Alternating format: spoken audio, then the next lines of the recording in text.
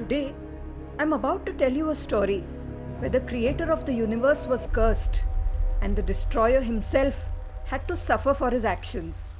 A moment when truth and ego stood face to face, and a moment when Lord Shiva cut off Lord Brahma's head. But why? Can one god punish another? To understand this mystery, we must go back to a time when the universe itself was still unstable. Once upon a time, a fierce debate broke out between Brahma and Vishnu. The question was simple, yet dangerous. Who is the greatest? Brahma declared proudly, I am the creator. Everything originates from me. Vishnu calmly replied, I sustain the universe. Without me, nothing can survive. And then, suddenly, the cosmos trembled. Between them appeared an infinite pillar of fire with no beginning and no end. It was none other than Shiva. The fiery pillar challenged them. Find my beginning and my end. Whoever succeeds shall be declared supreme.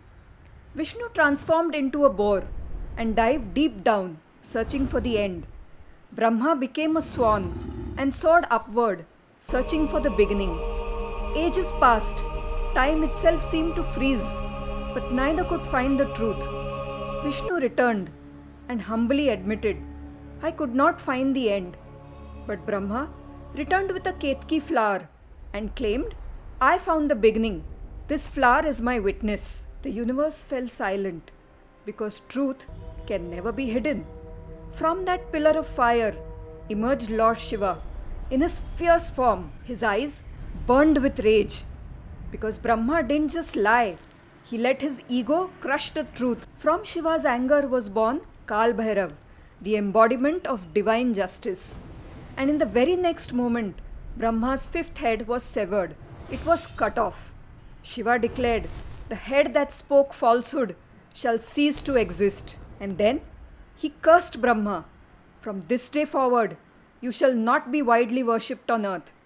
That is why, even today, there are very few temples dedicated to Brahma. One of the most famous is the Brahma temple of Pushkar in Rajasthan. Even the Ketki flower was cursed, never to be used in Shiva's worship again. But the story doesn't end here, because Brahma was a Brahmin, and killing a Brahmin is considered a grave sin, Brahma Hatya. The severed skull stuck to Shiva's hand. And so, Mahadev became Bhikshatan, a wandering ascetic. He roamed across mountains, through sacred rivers, forests, even heavens, but the skull never left his hand. After wandering for ages, Shiva finally reached Kashi, and in that very moment, the skull fell off from his hand.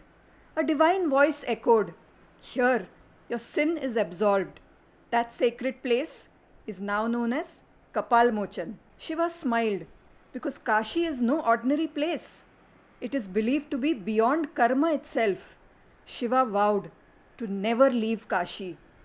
Ancient texts say, even at the end of time, when everything is destroyed, Kashi will remain, because it rests upon Shiva's trident, and it is believed that anyone who dies in Kashi attains moksha, freedom from the endless cycle of birth and rebirth. So, this isn't just a story about gods. It's a story about truth versus ego, where lies, no matter who speaks them, are punished, and where even the divine must face the consequences of their actions.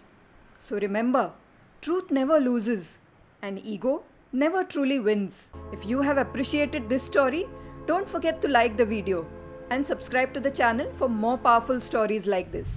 Namaskar.